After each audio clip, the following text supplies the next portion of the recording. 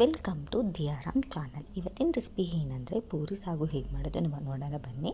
ಮೊದಲು ಮಿಕ್ಸಿ ಜಾರಿಗೆ ಏನೇನು ಹಾಕೋಬೇಕು ಅಂತ ಹೇಳ್ತೀನಿ. ಕೊತ್ತಂಬರಿ ಸೊಪ್ಪು, ಮೆಣಸಿನ್ಕಾಯಿ, ಕಡಲೆಪಪ್ಪು, ಚಕ್ಕೆ, ಏಲಕ್ಕಿ, ಮೆಣಸು, ಜೀರಿಗೆ ಮತ್ತು ತೆಂಗಿನಕಾಯಿ ಮತ್ತು ಶುಂಠಿ ಬೆಳ್ಳುಳ್ಳಿ ಪೇಸ್ಟ್ ಕೂಡ ಹಾಕ್ಕೊಂಡಿದ್ವಿ. ನೀವು ಸಪ್ರೇಟಾಗಿ ಶುಂಠಿ ಬೆಳ್ಳುಳ್ಳಿನ ಸಪ್ರೇಟ್ ಹಾಕೊಂಡು ರುಬ್ಕೋಬೋದು, ಬಟ್ ನಾವು ಪೇಸ್ಟ್ ಯೂಸ್ ಮಾಡಿ ಒಟ್ಟಿಗೆ ರುಬ್ಕೊಂಡಿದ್ವಿ. ಆಮೇಲೆ ಹಚ್ಚಿಟ್ಕೊಂಡಿರೋ ಬಟಾಣಿ, ನೀವು ಯಾವ ತರಕಾರಿ ಯೂಸ್ ಮಾಡಿದ್ವಿ ಅಂದರೆ ಹುಳಿಕಾಯಿ, ಕ್ಯಾರೆಟು, ಗೆಡ್ಡೆಕೋಸು, ಆಲೂಗೆಡ್ಡೆ, ನಿಮ್ಮ ಮನೇಲಿ ಯಾವ್ಯಾವ ತರಕಾರಿಯೋ ಎಲ್ಲನೂ ಹಾಕ್ಬೋದು. ತುಂಬ ಟೇಸ್ಟ್ ಕೊಡುತ್ತೆ.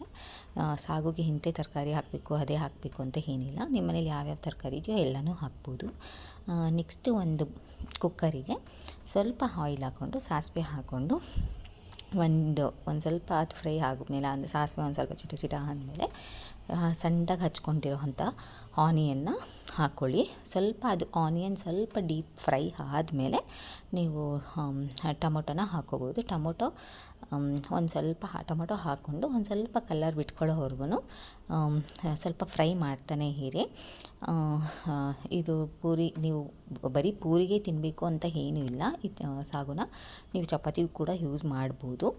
ಆಮೇಲೆ ಒಂಚೂರು ಅರಿಶಿನ ಪುಡಿ ಹಾಕ್ಕೊಂಡು ಸ್ವಲ್ಪ ಫ್ರೈ ಆದಮೇಲೆ ನೀವು ರುಬ್ಕೊಂಡಿರೋ ಅಂಥ ಮಸಾಲಾನ ಹಾಕ್ಕೊಂಡು ಚೆನ್ನಾಗಿ ಕುದಿಸ್ಕೊಂಡು ಸ್ವಲ್ಪ ನೀರು ಹಾಕಿ ಚೆನ್ನಾಗಿ ಕುದಿಸ್ಕೊಳ್ಳಿ ಅದು ಸ್ವಲ್ಪ.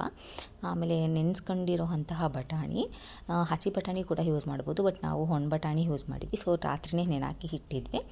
ಸೊ ಒಣ ಬಟಾಣಿ ಹಾಕಿದ ಮೇಲೆ ನೆಕ್ಸ್ಟು ತರಕಾರಿ ಯಾವ್ಯಾವ ತರಕಾರಿ ಹಚ್ಕೊಂಡಿದ್ವೋ ನಾವು ಎಲ್ಲ ತರಕಾರಿ ಹಾಕಿ ಲಾಸ್ಟಿಗೆ 1 ಸ್ಪೂನ್ ಗರಂ ಮಸಾಲ ಹಾಕಿ ಮತ್ತು ಜಾರಲ್ಲಿ ರುಬ್ಕೊಂಡಿರೋಂಥ ಮಸಾಲ ಇನ್ನೂ ಮಿಕ್ಕಿರುತ್ತಲ್ಲ, ಸೊ ಹಾಗಾಗಿ ಸ್ವಲ್ಪ ನೀರು ಹಾಕಿ ಅದನ್ನು ಮಿಕ್ಸ್ ಮಾಡಿ ವಿಷಲ್ ಕೂಗಿಸಿ ಒಂದು 10 ಮಿನಿಟ್ಸಲ್ಲಿ ಪೂರಿ ಸಾಗು ರೆಡಿ ಆಗಿರುತ್ತೆ. Thank you for watching my video.